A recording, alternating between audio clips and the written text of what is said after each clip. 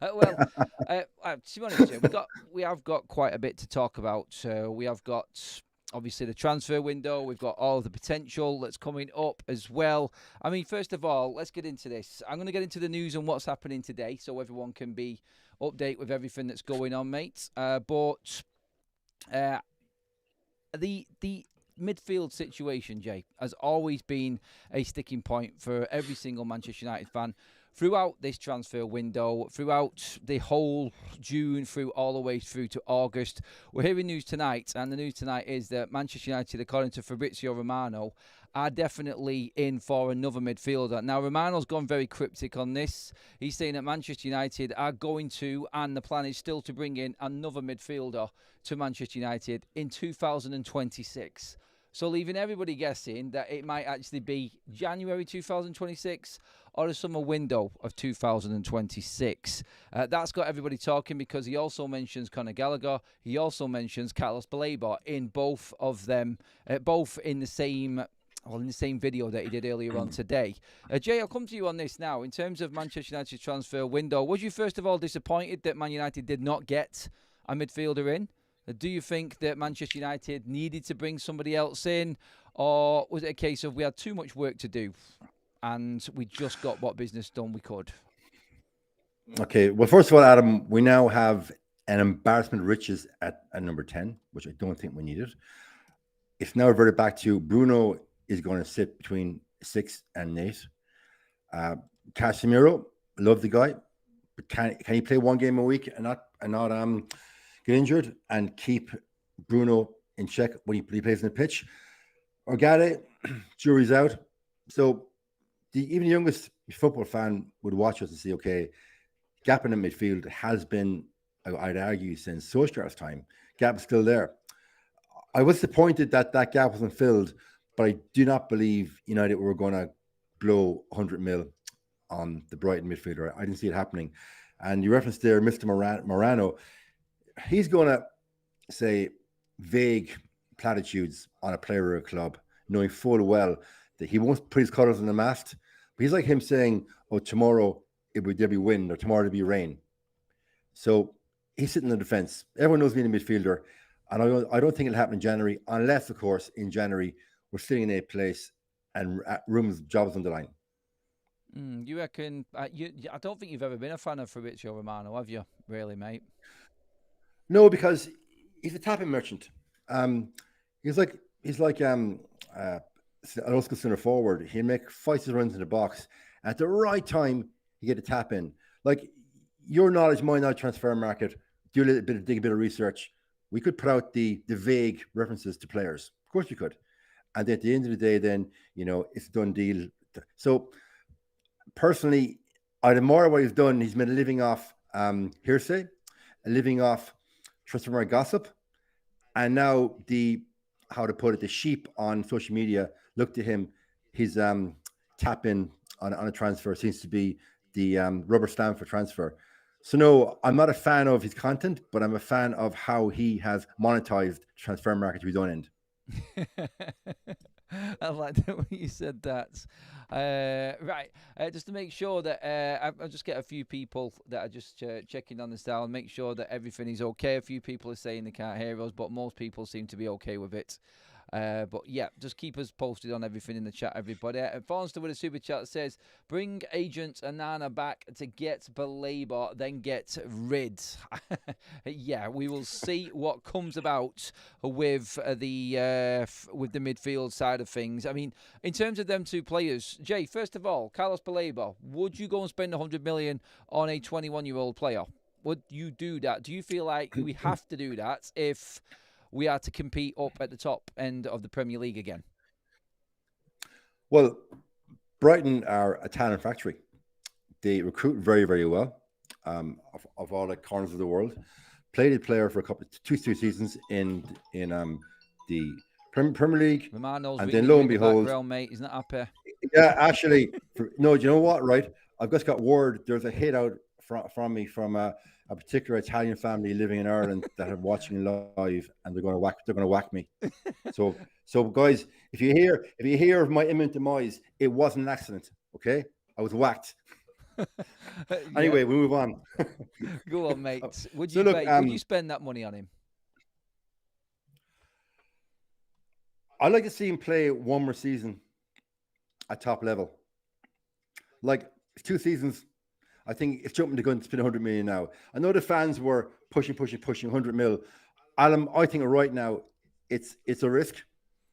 Come next summer, risk is minimized because I've another season. I've been watching it. I have more stats. I've another body of evidence. The game has changed.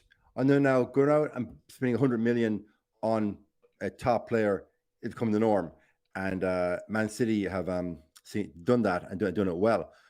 But the game has changed. I have to acknowledge that in my middle-aged years. But I'd rather wait another season and see how he transfers, how he develops. So I think it's a smart on the fact of the club. They, for once, weren't held to ransom. Now, you've said here with me many times, and we berated the previous management on Ed Woodward and being held to ransom. So stupid contracts, long-term deals, and we got a player then long-term we can't get rid of. Ruben Amorim, to his credit, has drained the swamp since he got here. The vast majority of the charlatans are gone. Now, he's got 1 or 2 left. So he's drained the swamp.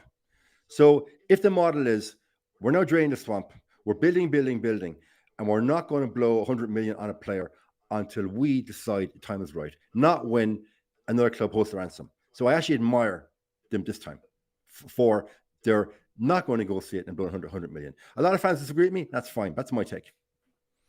Yeah, on that, in terms of it, Jay, like inflation, everything that Manchester United have got to deal with, there's already 5 clubs that have spent over 100 million on a player. There's a lot of fans that will agree with you, but in terms of other midfielders, Jay, like, who else is there out there? We spent money on £50 million midfielders. We've brought academy players through. Do we need to go to that next level? Like, Carlos Baleba will go for that money to one particular club. Should we not be there? I think we should be there, but as I referenced, Brighton aren't going to sell right now. They won't sell in January. So sit, wait, hold your fire, and renegotiate in the summer when you've got a bigger body of evidence, and also other players be on the market. Sit and wait. Like, it's not as if, Adam, we are a top 4 team right now, and Baleba comes in, and all of a sudden he's this talisman that changes everything about that midfield, and we're challenging for a title. He comes in, either way, whether he comes in or not, say right now, say he came in, we're still finishing somewhere between 5th and 10th, in my view. Okay, shoot me down if you want. 5th and 10th, that's us right now. So maybe wait until the players he has right now are bedded in. Next year, Baleba comes into a more settled side. Who knows? Next season, Bruno could be gone. Well, this is the thing. I should out to you. That's why I would rather wait. The thing that you've got here, mate, is like it's yes, you're taking a risk on somebody else coming through. I get what you're saying, and I get your point completely. There have been a few people that just won't pay the price. Don't think we should be paying the price. But at the end of the day, this is where football has gone now. When the premium players are there, he will be proven. I mean, if he has a good season this season, Jay, would you still pay 100 million for him in the summer? If he goes even better, because then you know someone else will pay you that money, and we will lose that player who is the player that Amorim really wants and the player that Manchester United really wants. Okay, so on the hypothetical is he develops again in the season, and next transfer window we're bringing him in, but you build your team around that player. Right now, Ruben is being his team still around Fernandes, which I disagree with. So I bring him in only in the summer if Ruben or the next manager builds his team around that player. Then you bring him in and pay 100 million. Okay. Do you think there is anyone else out there? And this is a second double barrel question. Do we need a midfielder in January to see us through this season? Do we need something else in there? Because the debate amongst people on FUTV here, around most of the Manchester United fan base that I've seen on other podcasts and things like that, is that Bruno Fernandes should not be a number 8. You said yourself we shouldn't be building around Bruno Fernandes. Kobbie Mainoo's been left out of the side. I'm not really too fussed about that. Everyone has to work their way in. I don't know what your opinion is on that as well, Jay, but do we need to bring in a midfielder to get back in Europe? Because that is a must for a finish to the end of this season, mate. See where we are in January. If in January, Adam, we are down 8, 9, 10 place, are we magically going to reach the exalted status of playing another season in Europa League or Conference League? Like, okay, I'll throw it back at you. We're in 10th place. Would you bring in, say, a mid-level midfielder, 40, 50 mil, and then we only achieve Conference League? For me, that's a waste of money. Whereas that money then could be offset against spending the 100 million on your real player in the summertime that you build your whole team around in the next 5 years around. Yeah, that there basically is what I have to play devil's advocate here. Yeah, that's basically what we did in the summer. We didn't get our top target, and I think you alluded to it as well, Jay, just a moment ago. We were right in not moving for our second-rate playoff. Like, we've done this forever and a day. We've done this year after year after year. We didn't get a top target, or we didn't get the player we want, and then we end up finding someone else who ends up leaving in 2 years because he's not good enough and we didn't recruit properly. I was actually happy that we didn't go out and buy anybody else in midfield because we didn't get Carlos Baleba. Like, I'm happy to go for number one targets. And I think that's what we've done throughout this window. We've gone for our target. We've got our target because he wants to come to Manchester United.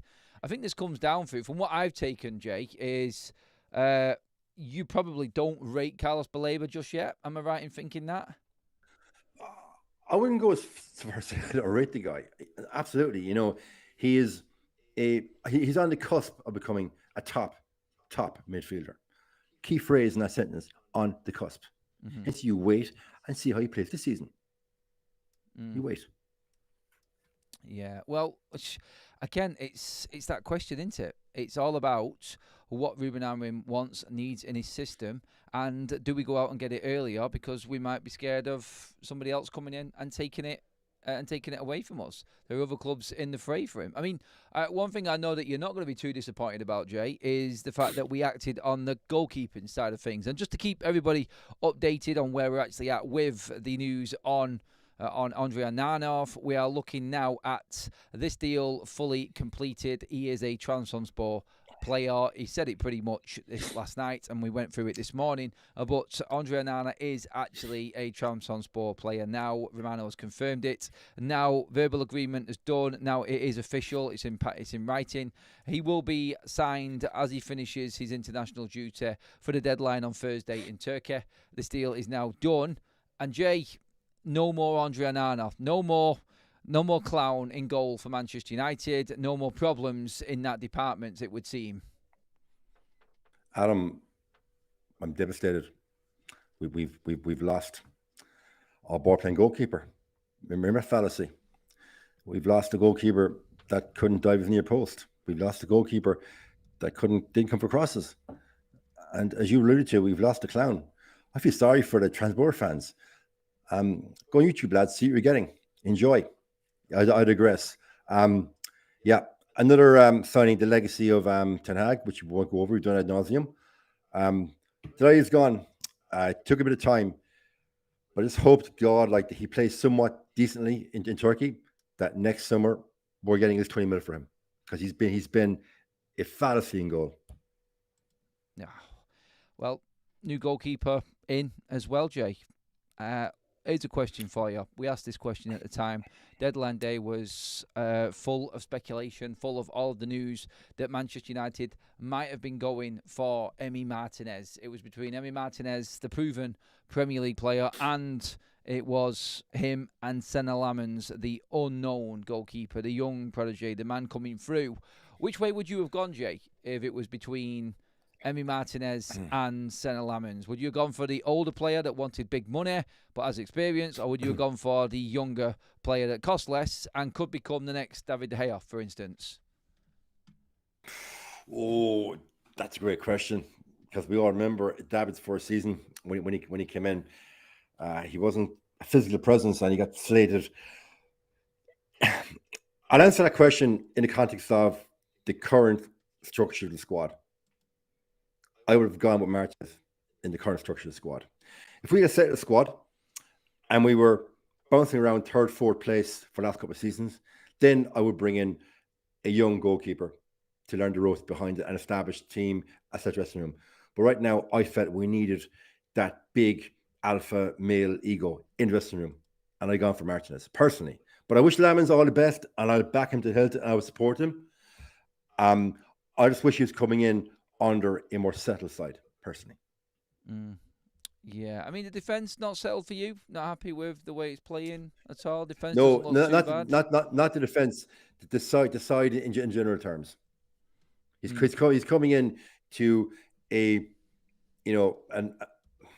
club in turmoil. Like, if we start the season well, just think, right? The pressure that is going to be under. The first mistake he makes, full well there'll be a social media on the lad. Yeah, and listen, he's a young keeper. He's coming from the Belgian league. That's a massive step up.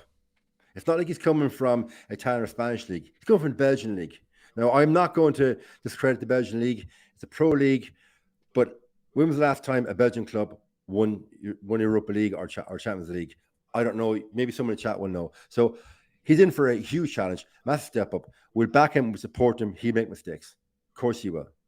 I just wish we had gone with the more established player. But we all know in that transfer negotiation, we had a little baby Sancho, who wouldn't play ball, so to speak.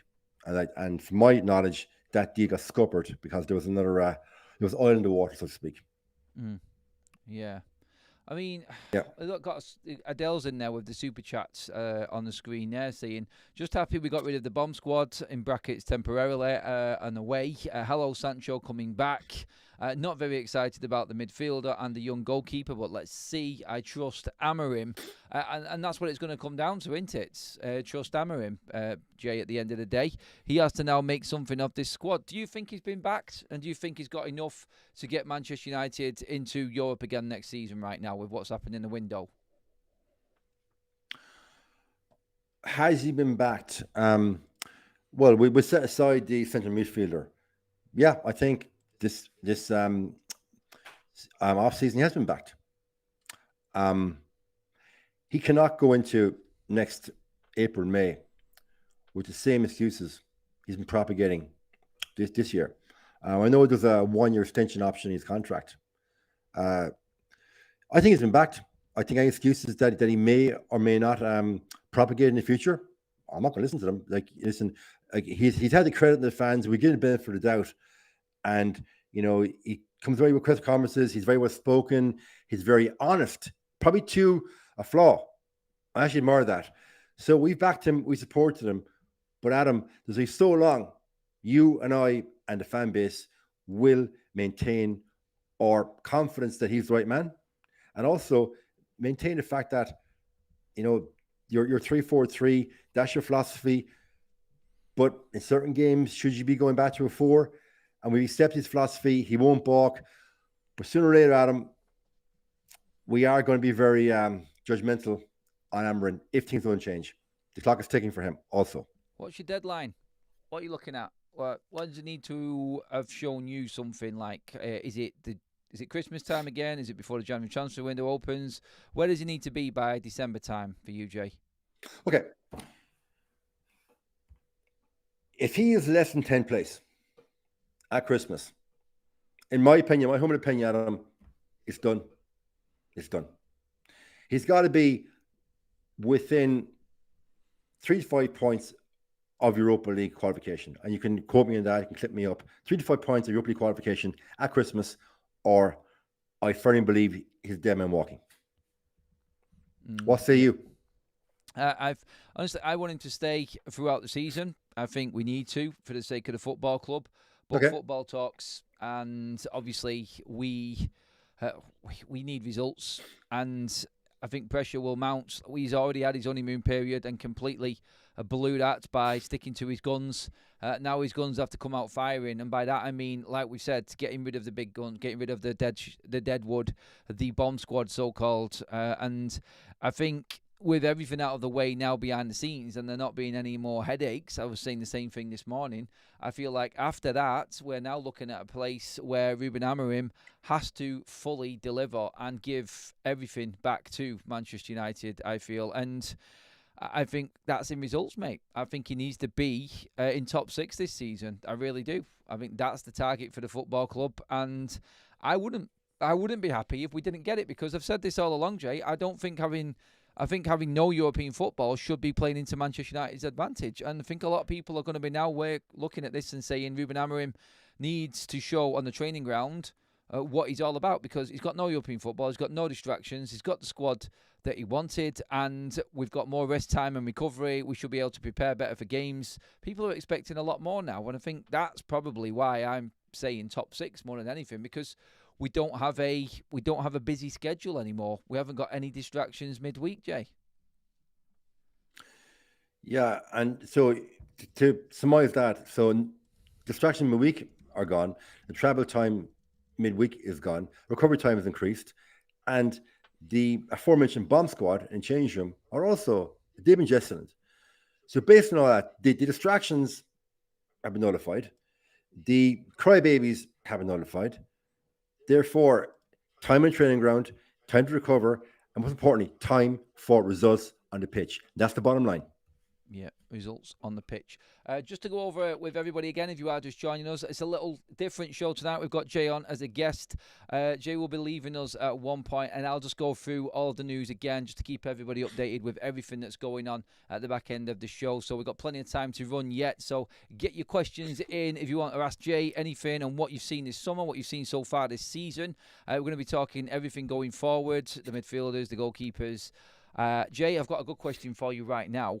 Which one of the outgoings was the most important for you? Forget about what's happened. All the ones that were gone, out of them, and I've asked this question to the chat many a times, mate, out of them players, who was the most important and needed to be out at this transfer window, out of all of them? I can name them if you need the, mate, but I'm sure you know who they are. No. Go for it, mate. Tell me. Adam, that's very easy for me to answer. Marcus Rashford, a.k.a. Belfast Baby, a.k.a. Geldof. So Jose Mourinho called Paul Jogba, a cancer in the dressing room. In my opinion, Rashford led the charlatans in the dressing room. He's crying on social media, his brother being the agent, and just all the missteps he had outside of football. He, for me, was the key. Because that sent a message to every other player. I've gotten rid of your Manchester-born, golden goose, golden child. If he's expendable, you all are. So that, for me, set the tone, getting rid of him. Even that last season, when he dropped him out of the squad, then loaned him to Aston Villa, that was bigger than anything, really, that happened this summer, because that told everybody that nobody's safe, even mid-season, when there isn't any game, when there isn't any transfer window open. He was still out of the side, Jay. That was probably the bigger part, wasn't it? But also, it just does not typify what Rashford had been away with over the years under previous managers. That no doubt, lauded to him, accepted his antics, accepted his demeanor around the changing room. Our contact has been feeding us information over the last couple of months. Told me, I think about 3 years ago, and I'm obviously paraphrasing, that Rashford was a wrong'un even at the training ground as a young player. I'm paraphrasing. Mm-hmm. So previous managers lauded to him, accepted his behavior, and I've been very nice now saying behavior, because before 9 o'clock. Amorim comes in, analyzes, sees him. He's like, what the actual F is this guy? You've won very little as a player, and here you are running change room thinking your pervert don't stink. So I imagine Amorim, being the demeanor guy that we've seen, probably had umpteen chats with him, tried to reason with him, talk to him, arm on the shoulder, a bit of empathy, a bit of emotional intelligence. And Rashford, the inflated ego, didn't accept it, and Amorim think, right, it's like this, mate. If you cannot accept new sheriff in town, and I'm running this bar right now, and I'm just way doing things, mate, good looking, good night. So for that, I admire Amorim. And that's why I have given Amorim, I suppose, a bit more patience than I give other managers, because he has gotten rid of the charlatans, well, almost all of them. And he started with the key one, which is Rashford. Yeah, I think Sancho is at the top of my list alongside Rashford, couldn't stand Garnacho, and I think a lot of people throughout the chat, throughout the weeks going through the window, we're seeing the true colours of these players really just clinging on and holding Manchester United to ransom. Do you feel like they got good deals, Jay? Did we get enough? It'd be very easy for me to say, I'm just glad they're gone. But based on their performance on the pitch, their attitude off the pitch, and the news has come out about every one of those players, that every suitor for them, every club that went in for them knows, okay, I am buying or taking a risk here on a problem. The problem personality, a problem demeanor, a problem entourage behind them.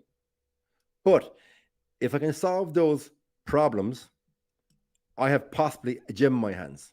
So every one of those players was a risk.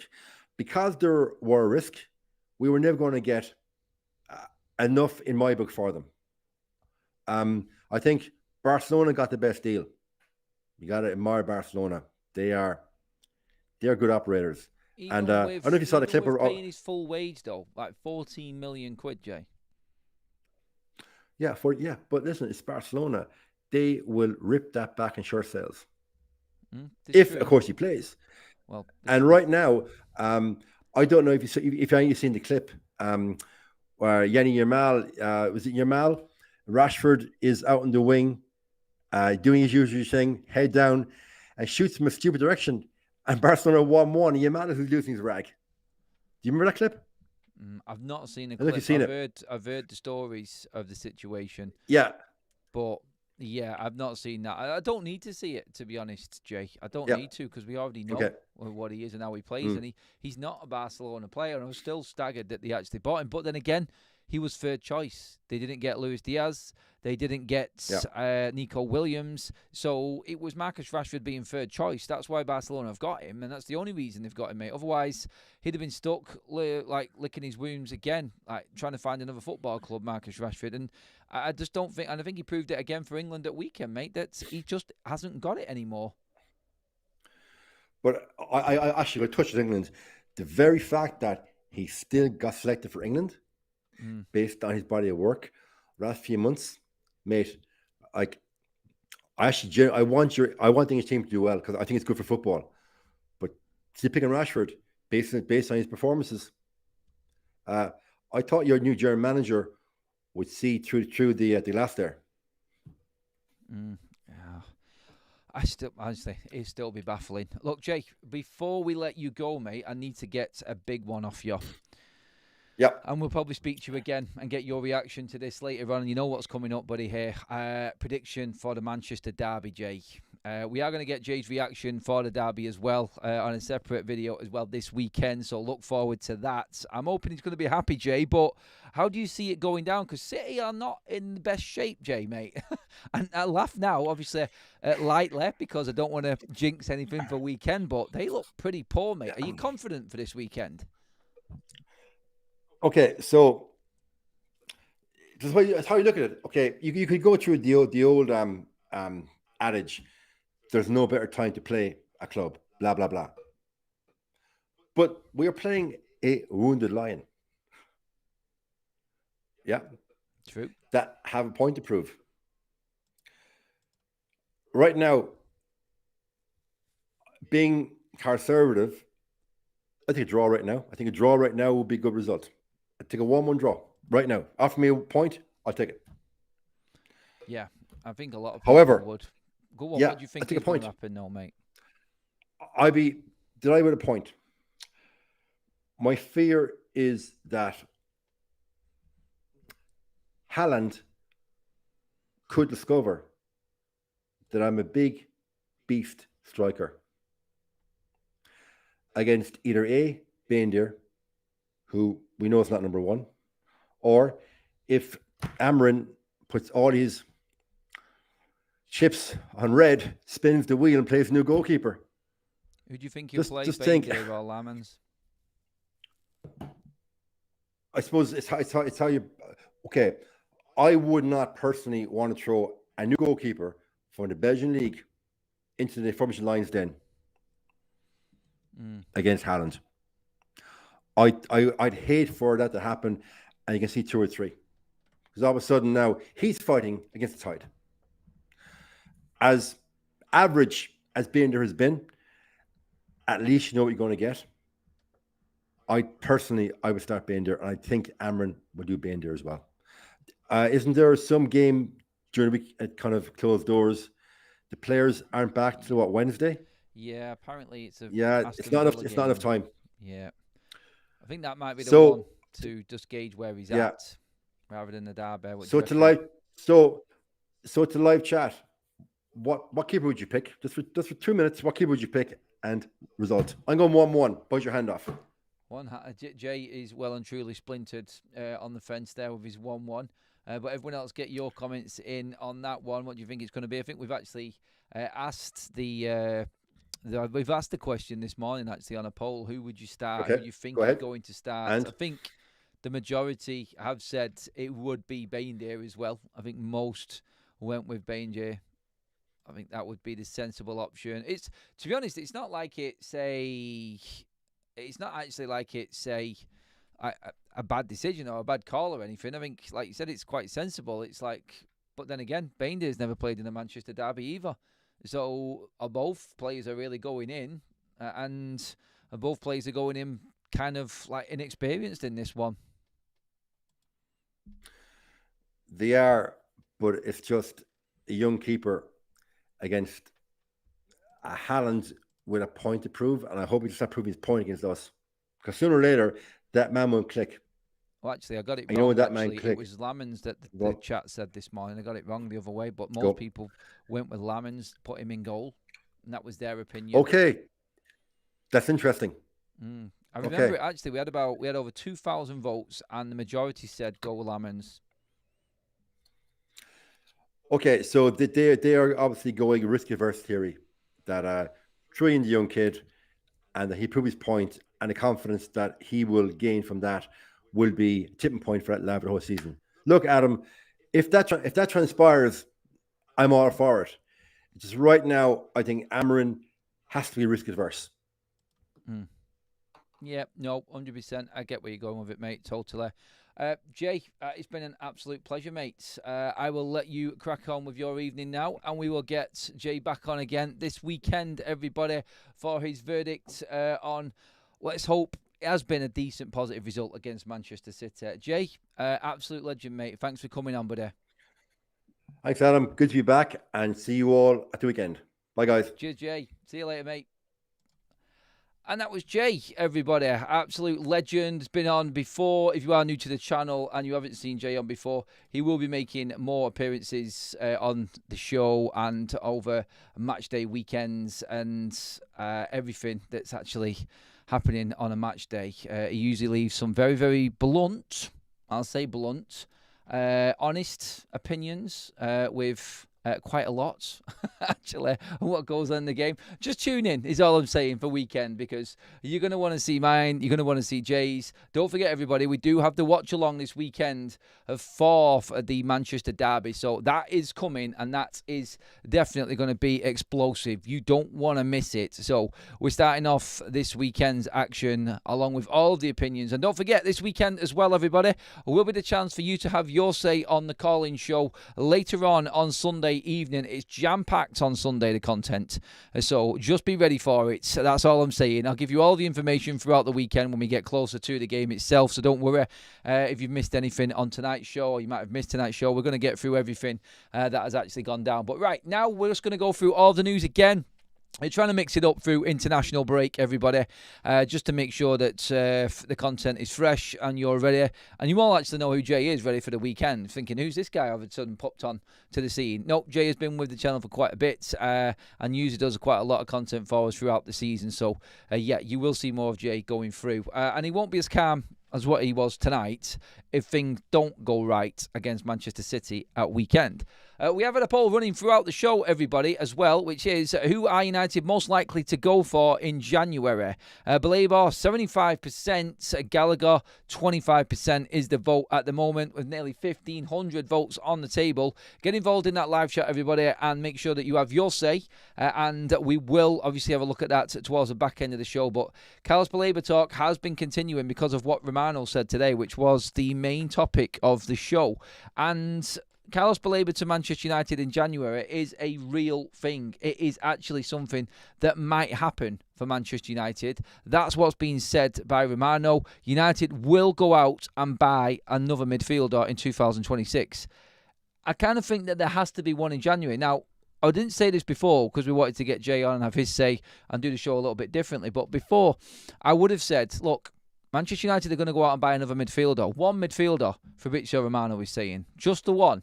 Okay. Seems a bit strange. Just one midfielder. If it is one midfielder, then that midfielder surely has to come in January, doesn't it?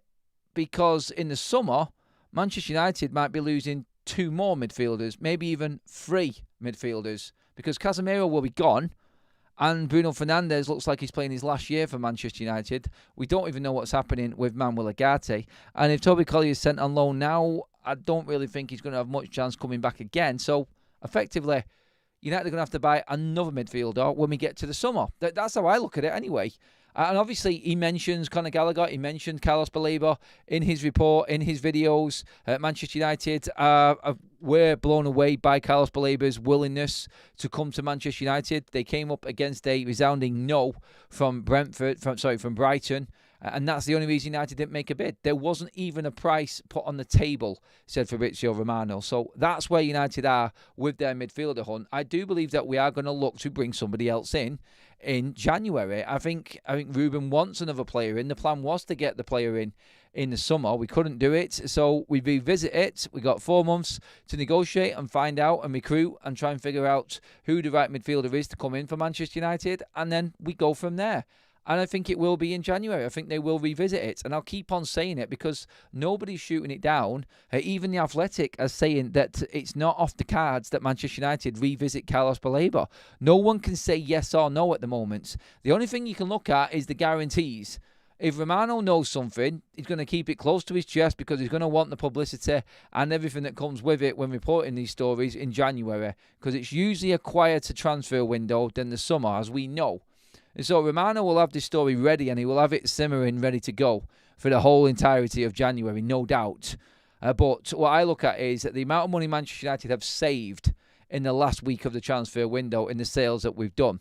Yes, we've brought Senna Lammens in, but still, Manchester United have sold Garnacho. They have sold Anthony as well. They have saved a fortune in wages. They can more than afford to go in for Carlos Baleba in January because we are guaranteed to still get even more money in the summer with everything that is coming and with every single player that is being released by Manchester United. So this is a deal that I feel is more than comfortable for Manchester United to make. It's a deal that Manchester United are probably willing to take, and with already negotiating with Brighton, I think behind the scenes they will be doing more of this. So again, yeah, it's important to remember this, and it's important to also look at what is actually happening right now with what Manchester United have done and saved. Like, just for instance, Jadon Sancho's loan fee that's not even been announced yet, on top of Rasmus Højlund, that's probably going to be upwards of 10 million combined. The wages of Sancho covered, the wages of Rasmus covered, Rashford covered, no more Anthony wages, no more Andre Onana wages as well now that he has gone. It is for Manchester United a perfect opportunity while clubs are not looking to bring players in. Now, there is rumours that Tottenham are going to spend big in January also. We will see if that comes about, but I cannot see Carlos Baleba choosing Tottenham over Manchester United. It's imperative that United obviously look appealing to these certain players now as well, and this season is now vital because we do need to actually start performing. So I think it's key that we remember that Brighton have already said no. Will they say no again in January? Or will they look at Carlos Baleba's performances leading up to January and think maybe we're not going to get as much? Look, he looks like he's had his head turned at the moment. He's not on top form. Whether that's concerning for you or not, you could look at it a couple of different ways. maybe if he's not playing well, Man United get him cheaper. Maybe if he is playing really well, Brighton stand their ground and don't sell him in January and just hold out for the bidding war that's going to come in the summer. That's where United are at, I think, right now, and I think they are seriously looking at it. The confirmation of the situation with Andre Onana, I mentioned it while Jay was on earlier on as well. Manchester United and Trabzonspor have just countersigned all documents for Andre Onana. The deal is complete. He will sign before Thursday's deadline in the Turkish transfer window and will be unveiled before the weekend, ahead of the weekend fixtures in Turkey. He's got to play his game today, I think it is, for Cameroon, and then he will head back, do the duties, probably with Manchester United in Manchester, then fly straight out to Turkey and get everything signed, sealed, delivered, job done. It's all finalised. Everything has been signed.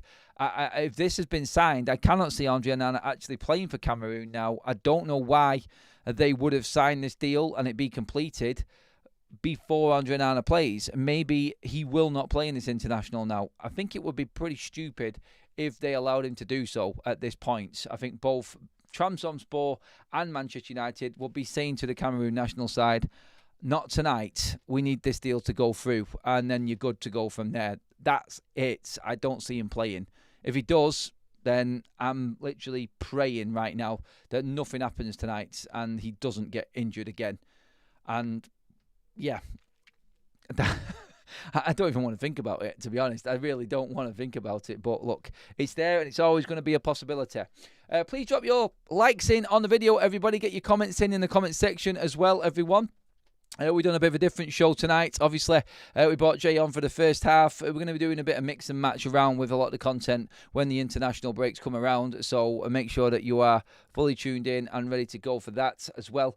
Also, make sure that you do hit that subscribe button. As I see it right now, approximately 200 subscribers away from hitting that magic 100,000 mark, everybody. So thank you again for all of your support. It has been absolutely epic as always throughout the season. Love it, and keep subscribing, everybody.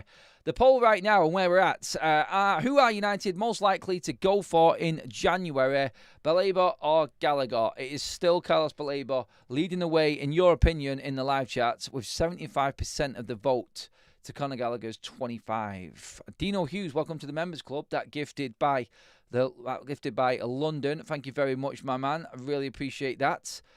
We did have a couple of super chats earlier on again. I'll just go through them again because obviously it gets lost when we've got guests on. Also, bring Agent Onana back to get Baleba, then get rid, says Farnstar. And Ant says, is Jay actually Ginge in disguise? No, I don't even know why you would say that, but you must see some likeness there in Jay and Ginge, mate. But no, it isn't. And no, he isn't. Let's just go through everything. Garnacho wishing Bruno Fernandes happy birthday. By the way, it is Bruno Fernandes' 31st birthday today, everybody. So that is another thing, something else to celebrate. Right, okay. I've just seen some news regarding the Manchester City charges. I'm just reading this now for the first time. It's only just come across my screen. Manchester City and the Premier League reach a settlement in their dispute over associated party transaction rules.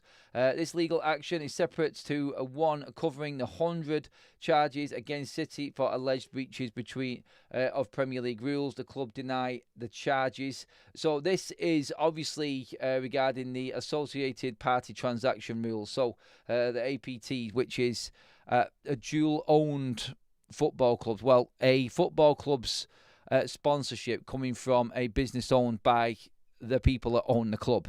So, for instance, it's like Ineos sponsoring Manchester United for a substantial amount of money just to invest that in and avoid PSR and financial fair play. The City have countered the Premier League's actions on this and this actual rule, and we're just going to find out later on probably if there is anything really significant in this for everybody else. Because if City have won this, then the rules will change and it's open season for everybody. So I will find out more information on this as it goes on. Let me just actually double check it now because this is quite significant actually. Manchester City and the Premier League have reached a settlement in their disputes over the rules governing associated party transactions, APTs.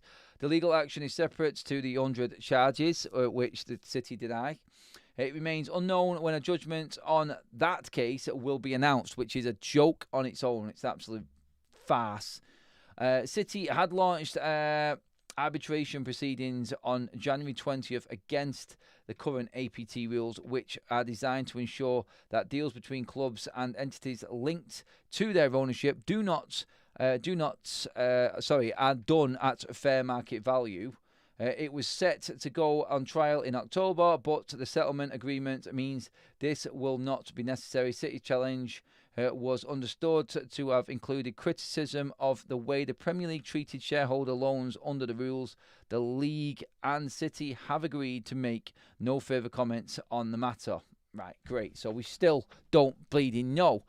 Honestly, the backhanders and the stuff going on behind the scenes in football, it's ridiculous. It really is. But one thing that is ridiculous, I feel, is I don't know if anybody picked up on this before, and it does affect United, but not directly. It's kind of a whole Premier League and European football thing. But FIFA have changed the international break for next season. So next season, we're going to be going around about 3 weeks without a Premier League game. From September 21st to the 6th of October, they're now cramming both the September and October international breaks into one. So we're going to have an extended international break where 4 international games are played. So going from 4 international breaks, September, October, November, and March, we're now having a September/October all in one, all the way through. So around about 3 weeks worth. And then we're having the normal November and the March one. So the start of the season goes on a little bit longer, up until the 21st of September, and then it changes. Then we go into a longer international break where 4 international games are played. Oh my God, that is going to be painful. That long from the start of the season happening, then having that big period off, to then go back for 4 or 5 games and then have another international break after that. So yeah, I mean, it's not 3 international breaks at the start of the season. It's just 2. But the prolonged version of this, I think, is going to really weigh heavy on a lot of football fans. My God, we have to watch England for 3 weeks instead of a week and a half. That's bad. Come on. No one's happy with that. I mean, I didn't tell me in the chat, are you happy with that? I just thought I'd gauge where everybody was actually at that point, because, I mean, to have the international breaks in the first place so quickly into a season does my tree in. It really does. It's the most annoying thing in the world. But to have an extended international break, that, I think, is even worse, to be honest. And I do think that it's definitely going to affect football fans. I think you'll probably see more fans going off watching non-league and the lower league football. Honestly, it's no wonder that people are being put off by the Premier League and are going watching the EFL and the National League football now. It's more fun to watch, it's cheaper to watch, and you don't have to travel as far. So when you've not got it on your TV and you're having to be forced to watch international football, then, I mean, where do you go from there? It's embarrassing, isn't it? Like how Premier League has gone a certain way alongside internationals, and now fans are now walking away from it. It's crap. It really is crap. I don't like it. I don't like it one bit, to be honest. It's painful having the shorter break, but I'd rather have the 3 short breaks and not have to deal with 3 weeks worth of bleeding international football, no Premier League. That's painful for me. FA and FIFA need to scrap international football outside of tournaments. There has to be a better way to get qualifiers in. I don't know when they do it because the players won't get a break. That's the problem, isn't it? It really does get in the way, and nobody likes it, but it's necessary. It's necessary. Unless everybody qualifies for the big major tournaments, I think that's the only way we stop the internationals mid-season. You'll have one period right at the end of the season where you have a few qualifying games, and that's about it. I don't know. I don't know how we do it. I really don't. I'm stuck with it. I really am. But, hey, look.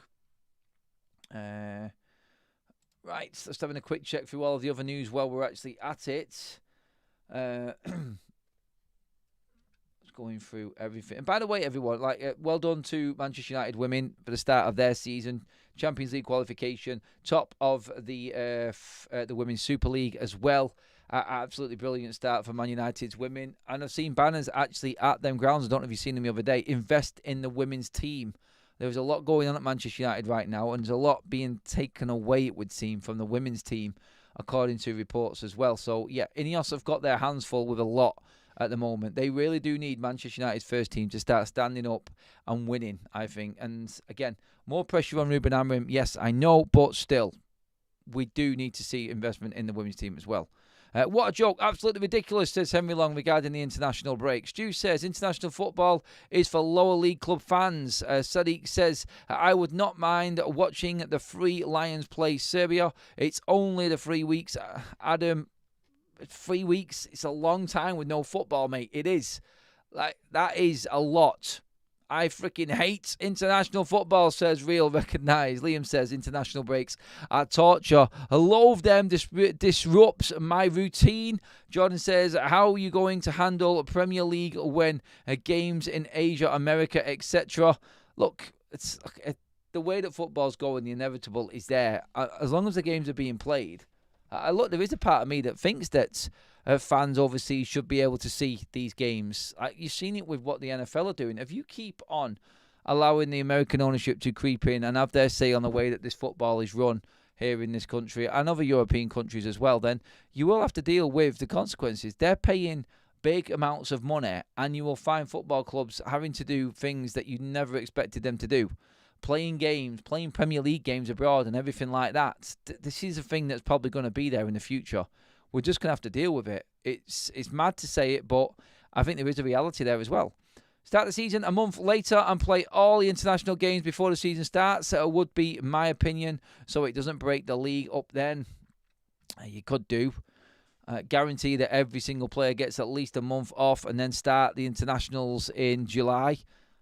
You could do that. Well, there on, you've got the transfer window to deal with. I don't know. There's a load of ideas that you could probably come up with, but I don't think anybody's going to find the exact right one that everyone's going to agree with. Definitely not. But look, we'll see in time. We'll see in time how that develops. But yeah, that is the plan for next season.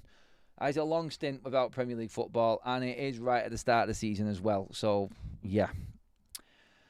I don't know. Anyway, that pretty much is all of your news wrapped up tonight, everybody. Manchester United, according to Romano, going for a midfielder. Manchester United will be heading into January with the checkbook open. We'll see what happens with that. All deals and everything agreed contract-wise with Andre Onana. Club to club, club to player, done. Contracts exchange. Andre Onana is a Trabzonspor player as of today. It is finalised. All he's got to do is sign his contract, do his media duties after international break, and Andre Onana is officially out of Manchester United. That wraps everything up. Thank you, everybody. Sorry about the slow start with the sound issues with Jay. We've had a split show tonight, starting with Jay at the top end of the show and a bit of a podcast version, and then we've got into the news afterwards. Thank you, everybody, for being part of the show again. Absolute legends, a lot of you. I love you all. Have a fantastic evening. If anything breaks, I will be covering it later. Until then, I'll be back 8 o'clock in the morning, as always, bright and early with all of your Man United updates, everybody, so make sure that you're there then, and we'll go over everything again in detail as to what's happened over tonight. But for now, that is it, everyone. Thank you so much. I will see you all in the morning. Have a great evening. Please like the video. Please hit that subscribe button. I'll see you all in a bit. Have a good one.